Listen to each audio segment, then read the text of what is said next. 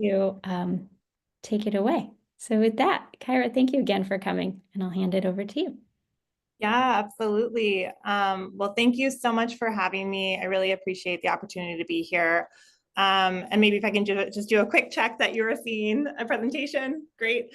Fabulous. So yes, as Margaret said, I'm here today. I am with the SBTi. My role is an engagement manager focused on North America, but I sit within our impact department. So we're really responsible for kind of external stakeholder engagement, as well as feeding back market insight into the SBTi. So if I haven't met you, I hope to do so at some point. But really, thanks for letting me be here today. We're going to go over kind of a quick overview of some of the major changes on our corporate net zero standard. And then we will hopefully, reserve a good amount of time for Q&A. So with that, let's jump in. I assume if you're here today, you are likely familiar with science-based targets, but in case you're not, we are a corporate climate action organization. And really our mission is to enable the transformation to net zero by 2050 at the latest. We do that through the development of standards, tools, and guidance that are grounded in climate science. Okay, so one question I feel like we're getting a lot recently, I think just with kind of what is going on in the world, is are companies still setting science-based targets? And the answer is yes. As you can see here, we are really proud of kind of the progress we've made and the impact we've had. And in January of this year, we actually reached over 10,000 businesses, either having science-based targets or commitments. So really exciting, but we have seen tremendous growth over the past couple of years.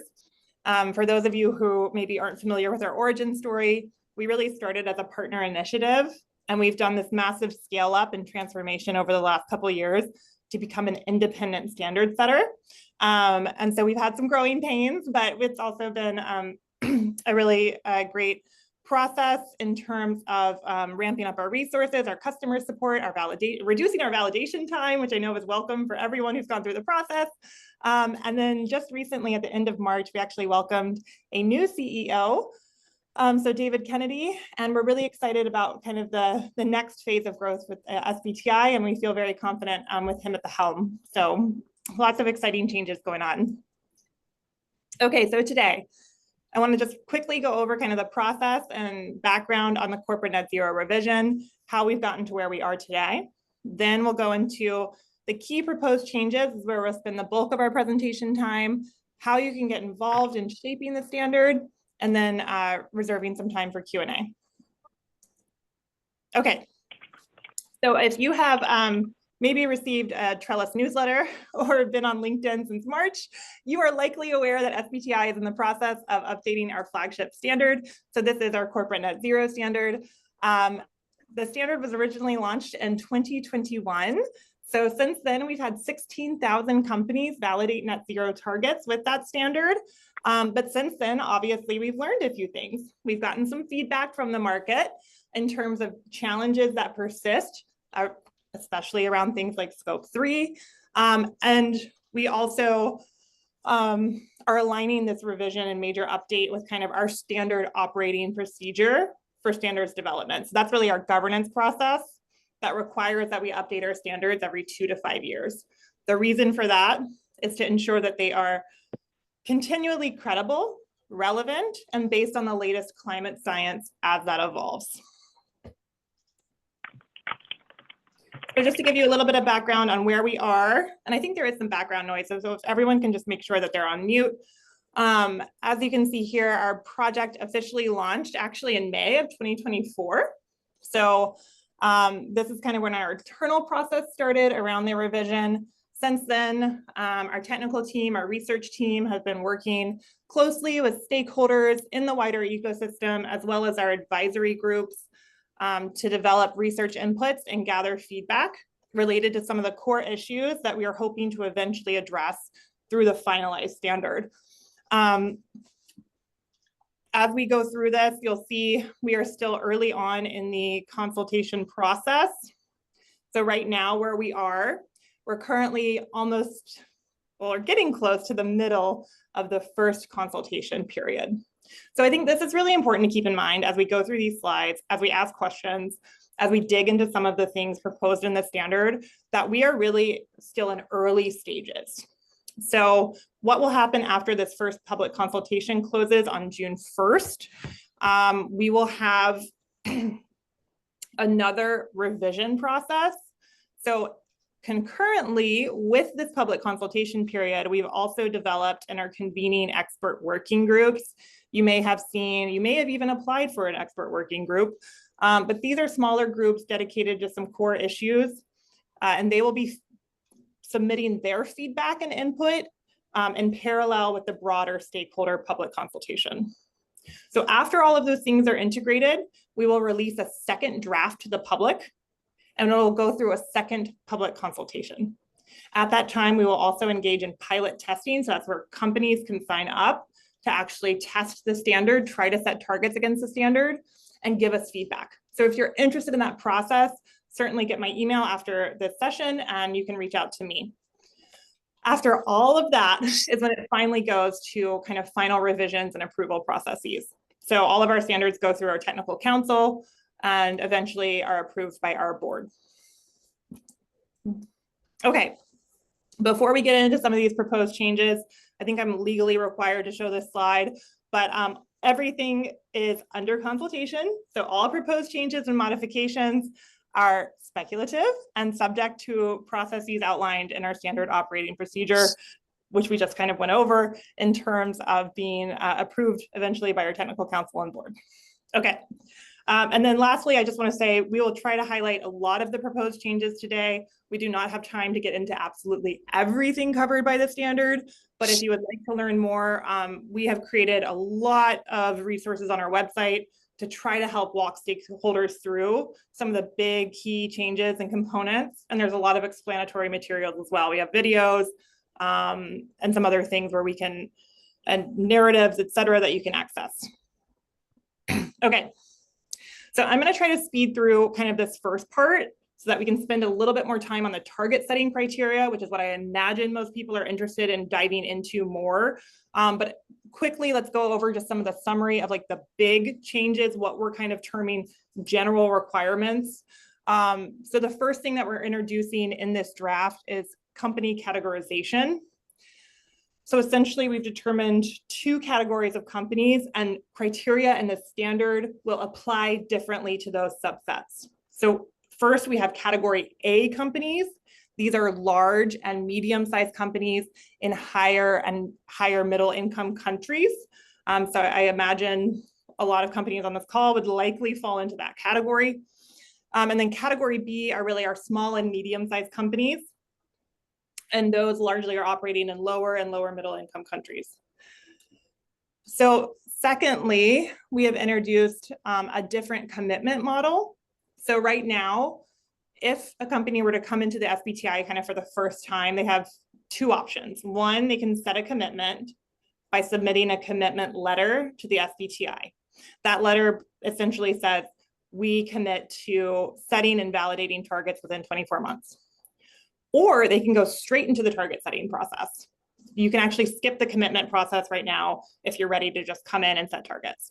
So what we're proposing in V2, the corporate net zero version 2, is that companies would be required to publicly commit to reach net zero by 2050 to be eligible to come into our system to submit targets. So right now we don't have a lot of guidance on what that might look like. I think it could probably be a press release on your website, somewhere publicly that you have committed to reaching net zero by 2050. From that date, category A companies would have 12 months to submit targets.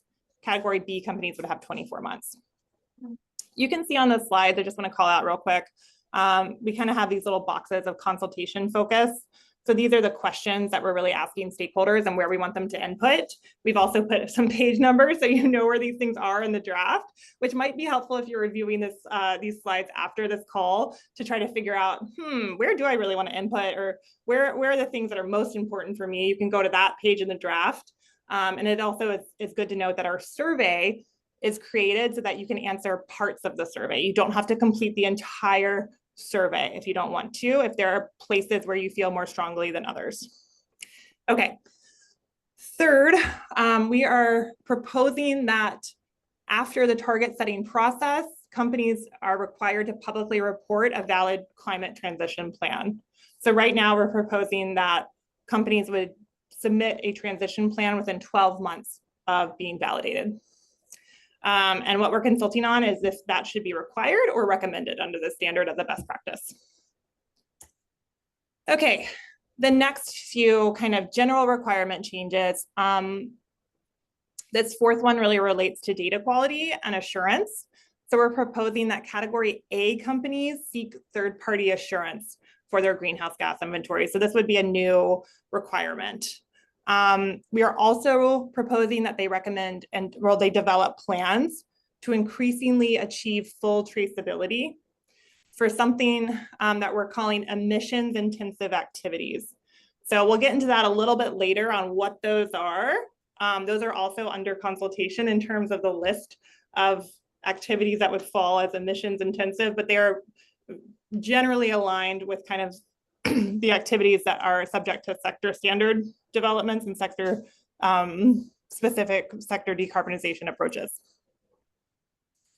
So next, we are introducing a modified validation cycle.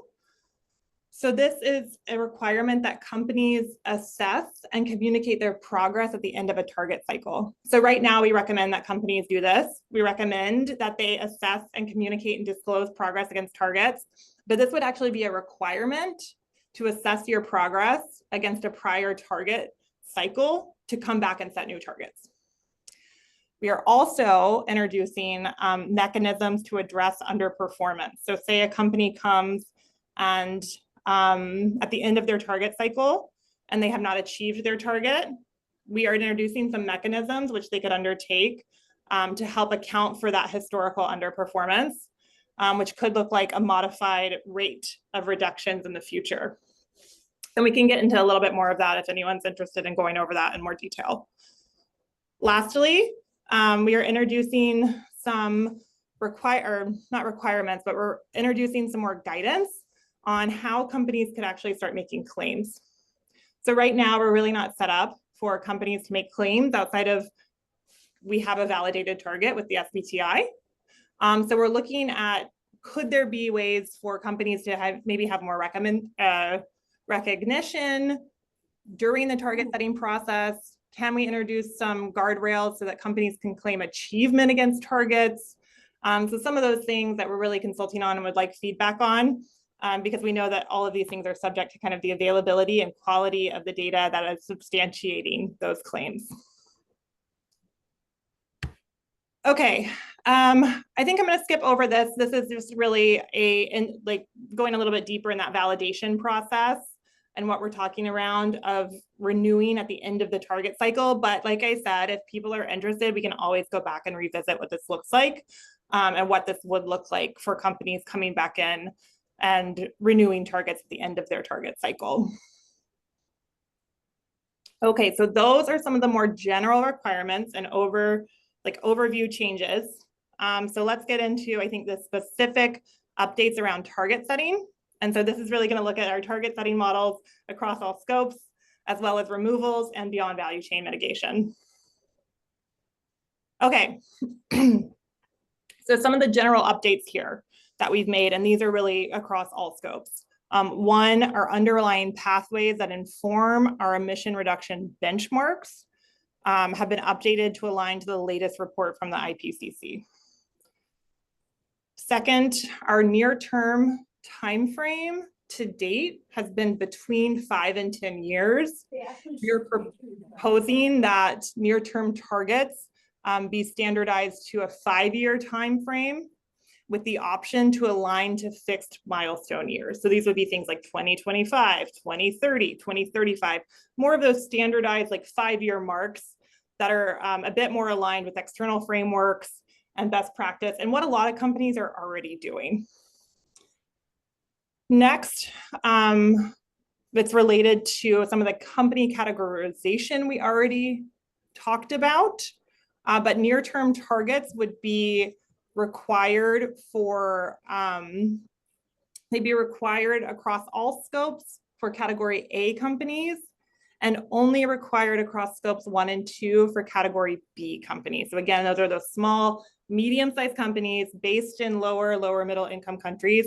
And the reason we're doing this is just to try to recognize capacity and resources and the differentiation between maybe your company size and where you are located. Okay, lastly, long-term targets currently are required across all scopes. However, in the version 2 draft, we are proposing that only category A companies are required to set long-term targets and only across scope 1 and 2. So the revised standard at present would not require long-term targets for scope 3. So near-term targets would be required for scope 3. Again, this would be like kind of subject to that renewing validation cycle. So you would keep coming back to renew those near-term scope 3 targets. But the reason for this is to really focus action in the near term on scope 3, but we're consulting on whether these should be included or not. If it should be a target, if it should be a commitment, kind of how this works out in practice. Okay, so now we're really getting, I think, into the the bulk of this presentation. Some of the things I think we'll probably see more questions around. But let's go really first, like what are some of the key updates on scope 1? So 1, we are proposing an updated absolute contraction approach. So what is that?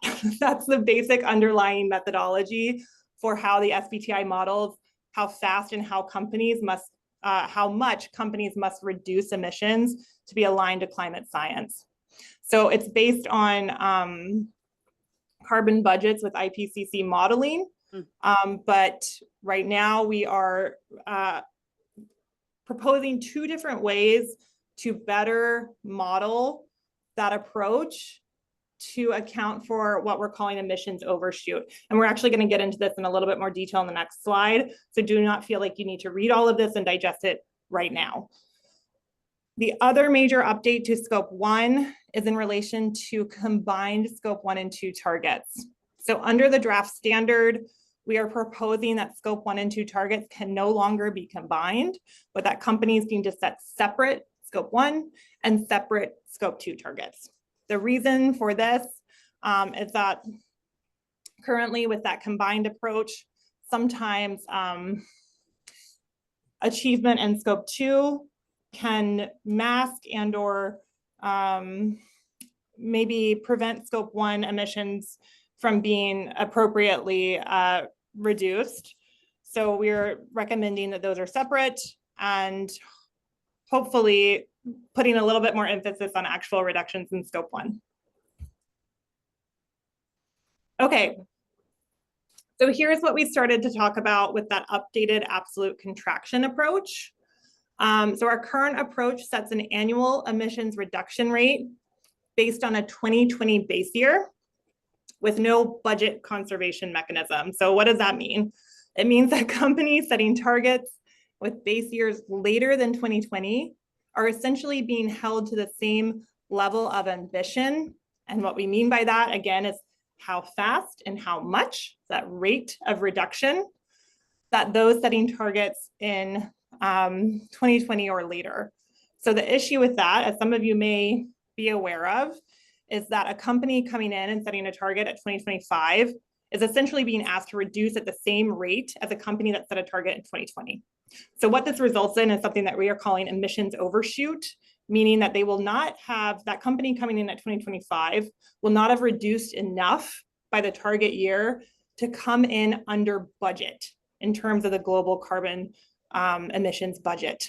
So the way I think about this is that the starting line as it sits now in our current standard, the starting line for the companies is different, but we're asking them to meet the same finish line, which kind of under incentivizes early adopters. So what we're trying to do is somewhat fix and reward those who have taken early action while creating steeper emissions reductions curves for those coming into the process later.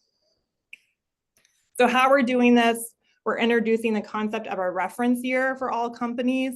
So the reference year would be set by SBTi Currently, we've proposed 2020 as that reference year, and it would apply to all companies to ensure that the cross-sector pathway aligns with carbon budgets.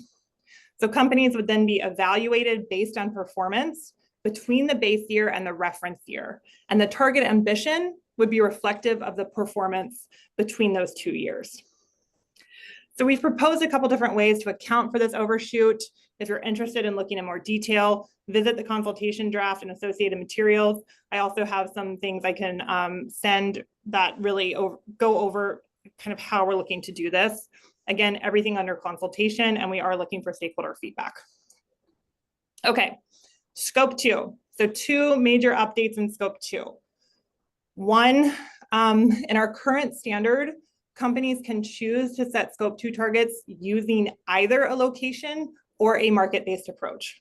So the draft is proposing that companies have to set 2 separate scope 2 targets. One would be location-based, and the other could be either a market-based target or a zero carbon electricity target. So why we are doing this, research has shown that market-based approaches, notably the use of unbundled renewable energy certificates or RECs and guarantees of origin certificates, fail to deliver renewable energy deployment. So the zero carbon electricity target, if you're familiar with our current scope 2 methodology, is really an evolution of our previous renewable energy target, but we're changing the language a bit to be more technology agnostic. And it's to really reflect that in some grids, zero carbon electricity sources such as nuclear power are available alongside renewables. The second change that we're providing more guidance on the use of environmental attribute certificates. So unbundled certificates don't always reflect the true cost of bringing zero carbon energy onto the system. So we're introducing more stringent guardrails on the use of these types of EACs. And specifically, we're introducing some guardrails around time and spatial matching of energy consumption and production. So we're hoping that these things result in more credible scope 2 reduction claims. We're also hoping to incentivize grid modernization and electrification in the actual grids where companies are consuming energy. All right, so moving into scope 3. So we know that for businesses of all sizes, scope 3 is really the biggest barrier to setting net zero targets right now. So we've introduced 3 major updates that are really aimed to make scope 3 targets more effective in driving net zero transformation across the value chain, while hopefully recognizing some of the operational challenges faced by companies now. So first, we've updated the approach to target boundaries for scope 3. So the current version applies a 67% kind of blanket threshold for near-term scope 3 target coverage and 90% for long-term target coverage. But we do not explicitly prescribe or incentivize what emissions in scope 3 are included in that boundary. So what we are proposing is that companies prioritize scope 3 targets in the most significant and emission intensive activities in their scope 3 inventory. 2, we're expanding the toolkit to address emissions by introducing some further optionality in target setting methods. So right now, our targets in scope 3 are really based on an aggregated emissions and then associated reductions. Instead of that, we are introducing some alignment targets. That would be outcome-based measurement rather than just absolute or intensity-based metrics. Finally, we're introducing the concept of indirect mitigation. So this provides more flexibility in delivering against targets and recognizes the challenges that companies face in addressing value chain emissions, whether it's limited traceability or limited ability to influence suppliers and customers.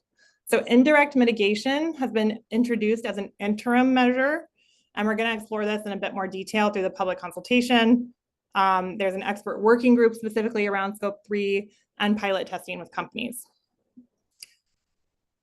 So now we are going to go a little bit into scope 3. I know there's some questions in the chat. We'll get to those once we go through. I think we've just got a few more slides, so hang tight.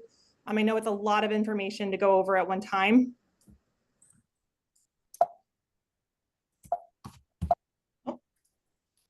There we go. Okay. Sorry about that. My computer got mad at me when I checked the chat. Great. Okay. So here's just to go into a little bit of an example around what maybe an updated target boundary would look like here.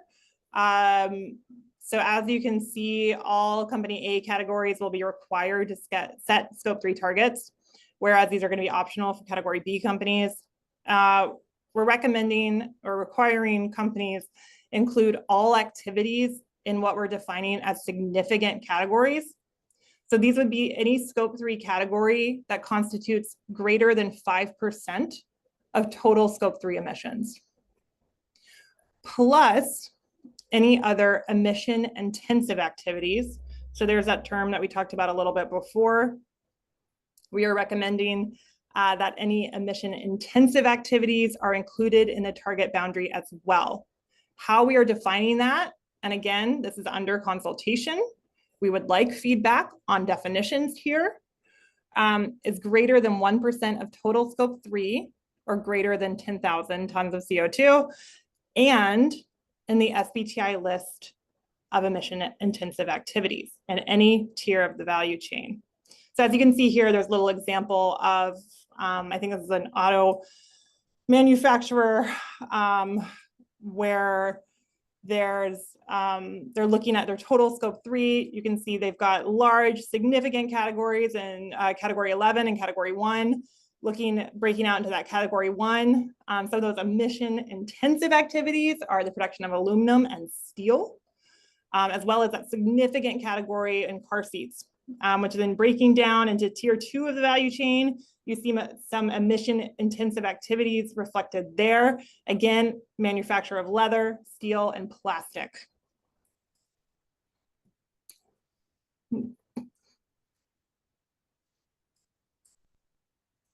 All right, so now let's get into really the target setting process in scope 3.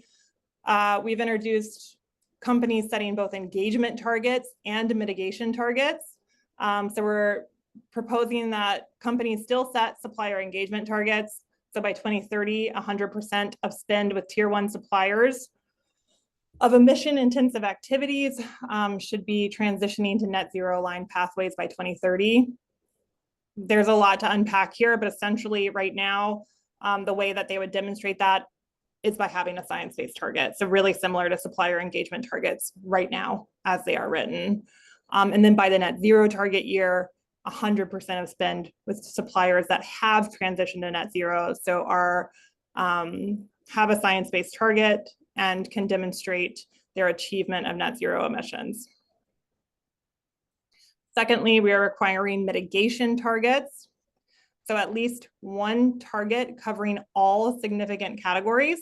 So there's an option to aggregate these or to split by category, and separate activity level targets for each emissions intensive activity. So again, that's right now above 1% of scope 3 emissions. That number is under consultation, why there's an X there. Using at least one of the following methods. So here's where we're getting into some of the expanded methodologies for scope 3 target setting. One, absolute target, currently in our standard.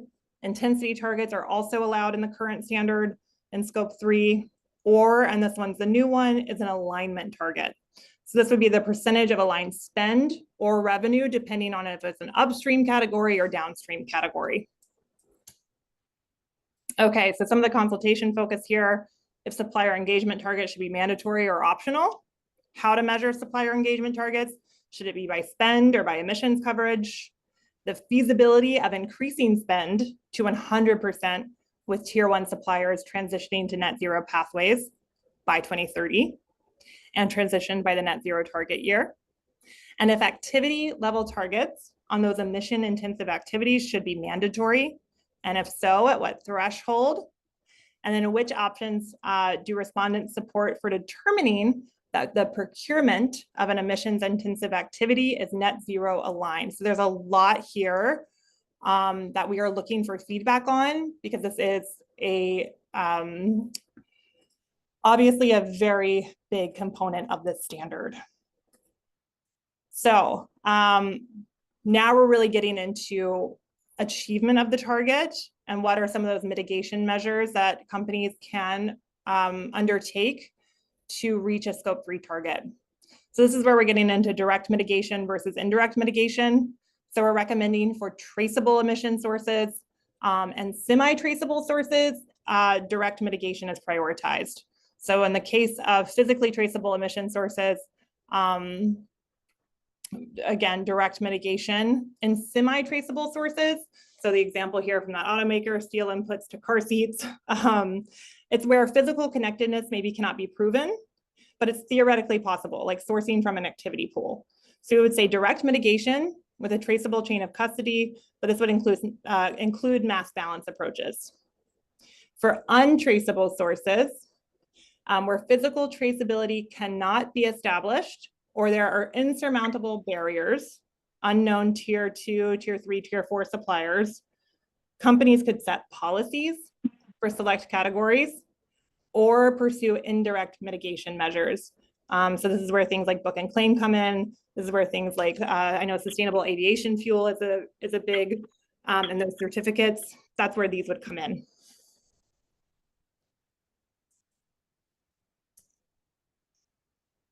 Okay, we're almost done.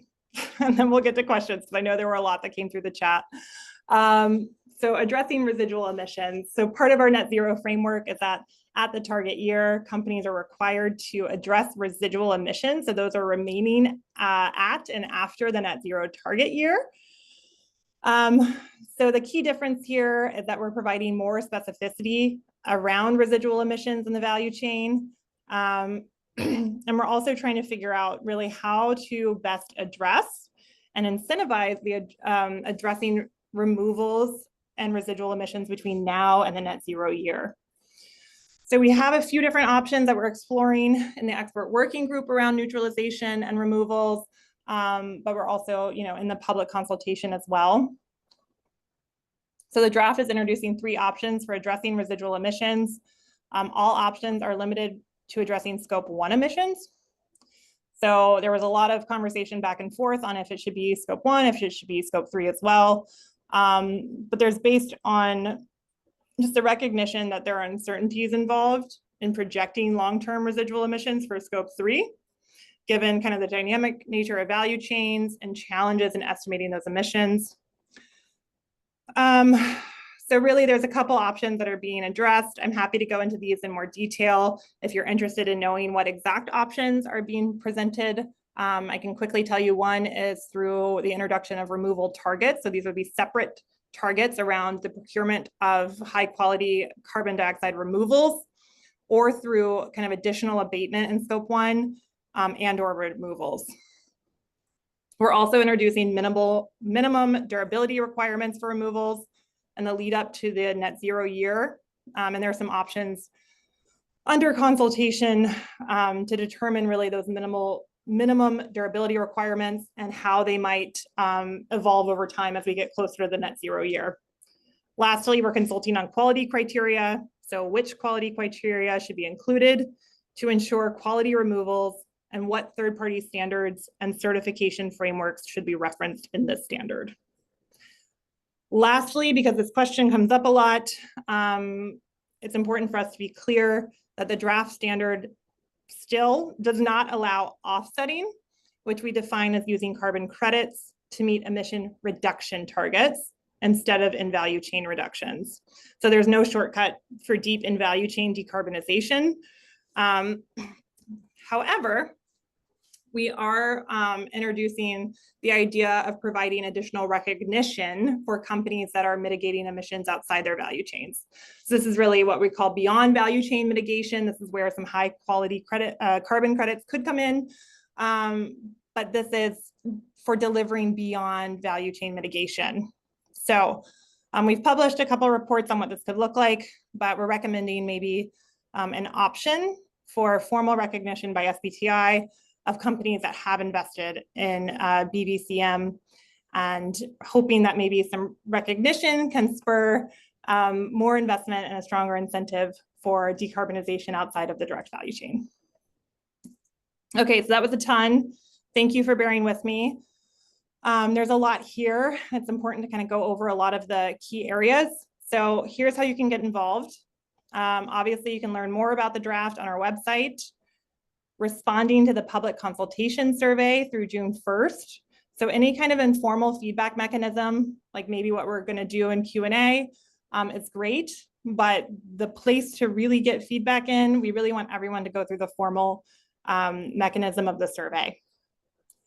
Like I said, we'll do some pilot testing. So that's expected in sometime in the second half of this year, maybe summer or later. And that's where companies would come and use the revised draft standard to set targets and see how it works. And then of course, we ask you to kind of spread the word and share with others to ensure we get feedback through the survey. So if you'd like, you can sign up for our newsletter through this QR code. And the other QR code takes you to the kind of the formal public consultation webpage. And again, it closes on June 1st. So ensure that you have given yourself plenty of time to kind of coordinate internally and provide thorough feedback on the topics that are most important to you. With that, let's go to Q&A. I know we have tons in the chat, and I know that was a lot of information at once. So thank you all so much for bearing with me, and I will be excited to take some questions. Kyra, thank you so much. That was a lot. So thank you for going through all of it. Okay, I'm going to stop our recording now.